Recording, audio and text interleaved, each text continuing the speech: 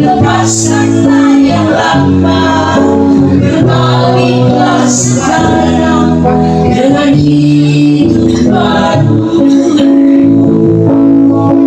Berbaliklah sekarang dengan hidup baru. Shalom, baiklah mari kita tunduk kepala dan kita berdoa.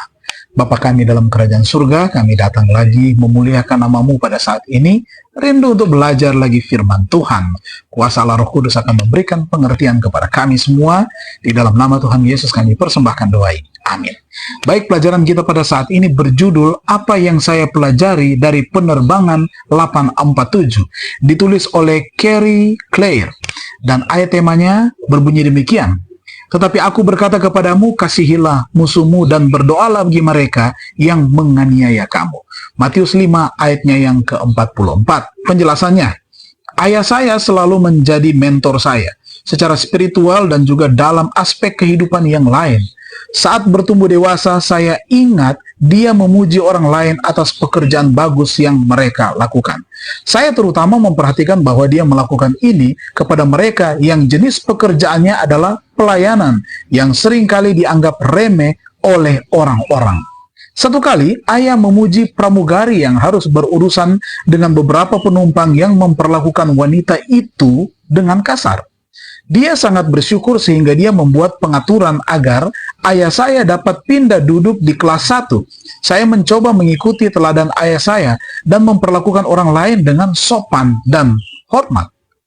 Tahun lalu, saya dan suami beruntung bisa terbang ke suatu tempat liburan. Di salah satu bagian terpanjang penerbangan kami, yaitu sekitar 4 jam, saya duduk di antara suami saya dan seorang wanita bertubuh besar yang batuk tanpa henti. Batuk ini bukan batuk biasa, melainkan terdengar seperti batuk yang bahkan akan membuat perutnya sakit. Di setiap 15 detik, dia terbatuk-batuk. Saya kemudian menjadi sakit secara fisik. Ketika saya menyadari bahwa wanita ini tidak hanya membuat saya sakit, tetapi juga marah, saya mulai berdoa. Tuhan, tolong hentikan batuk wanita ini. Tetapi batuk itu tetap berlangsung. Lalu sebuah pemikiran muncul di benak saya. Wanita malang ini pasti merasa sengsara juga. Jadi, saya mengubah doa saya. Tuhan, keadaan wanita ini tidak baik. Nah, demi dia, tolonglah agar batuknya berhenti sehingga dia bisa merasa lega dan merasa lebih baik. Nah, tidak lama kemudian, batuknya sedikit mereda dan toleransi saya membaik. Sepanjang penerbangan tersebut, pramugari tahu bahwa saya pasti merasa tidak nyaman duduk di sebelah wanita ini, tetapi saya selalu sopan dan selalu tersenyum. Di akhir penerbangan, saya tertidur dengan kepala saya di atas bahu suami saya ketika saya merasakan sesuatu diletakkan di pangkuan saya. Ketika saya membuka mata, yang mengejutkan saya, ada sebotol champagne dengan sepotong kain melilitnya. Di sepotong kain itu tertulis pesan, "Terima kasih atas senyum dan sopan santun Anda dari American Airlines penerbangan 847. Sampai saat ini botol champagne yang belum dibuka itu selalu mengingatkan saya untuk memperlakukan orang dengan hormat dan mendoakan mereka yang membuat orang lain sengsara, karena mereka sendiri mungkin lebih sengsara. Saudara-saudara, dapatkah Anda memikirkan seseorang yang mengganggu Anda? Mungkin ini waktunya untuk berdoa.